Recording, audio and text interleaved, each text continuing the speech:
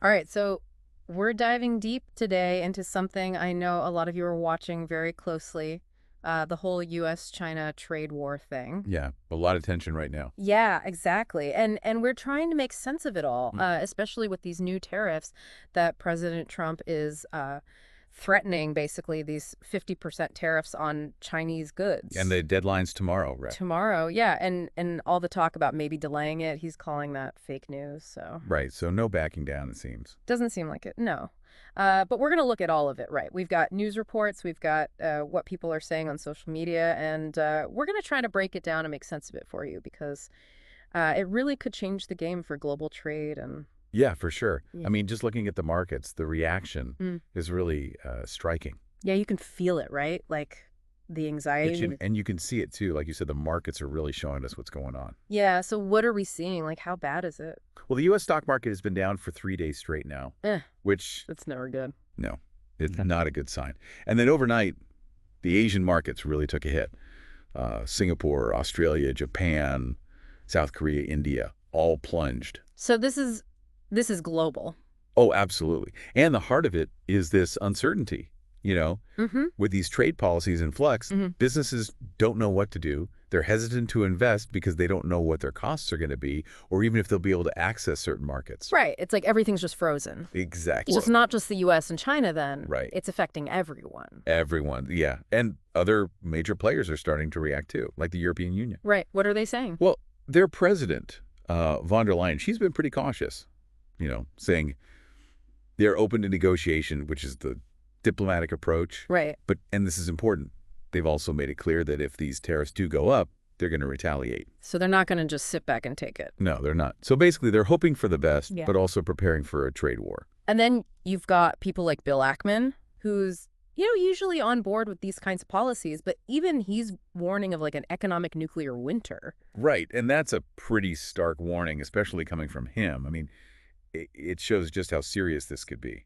Yeah, I mean, economic nuclear winter, that sounds pretty intense. It does, and it really highlights the potential for really widespread and severe consequences. Mm. I mean, the thing is that these trade policies are so unpredictable and there's such a lack of cooperation internationally that it's creating a very risky situation.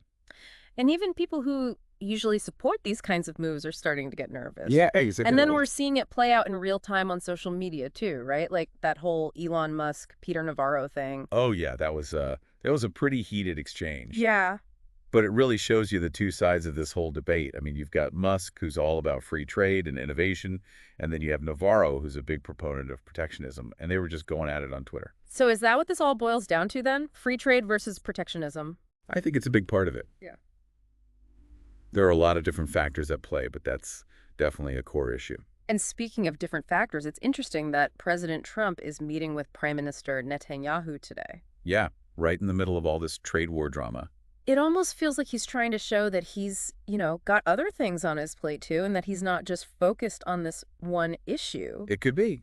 Yeah. It's definitely a way to project an image of strength and show that he's still engaged in other diplomatic relationships. And I mean, maybe it's just a coincidence, but the timing is interesting. For sure. And, we have to talk about Commerce Secretary Letnick because he hasn't been mincing words. No, he's been very clear about the administration's stance on this. So what's he saying? Basically, he's saying these tariffs are happening, they're not being postponed, and they're going to be in place for a while. That sounds pretty definitive. It is. There's no ambiguity there. He's basically saying this is the plan and we're sticking to it. So where does this leave us then? I mean, we're talking about a pretty critical 24 hours ahead. Yeah, we are. This could be a real turning point for global trade. I mean, everything's so interconnected and the stakes are so high that it's hard to predict exactly what's going to happen. It's like one big domino effect, right? Like, who knows what could happen if these tariffs go through? Exactly. And that's the thing. It's not just about the immediate economic impact. It's about the ripple effects, the unintended consequences, the political rhetoric, the market instability. It's a very complex situation with a lot of potential for things to go wrong. And we haven't even touched on what might happen beyond just the economics of it all, right? Like the geopolitical implications. Right. That's a whole other can of worms.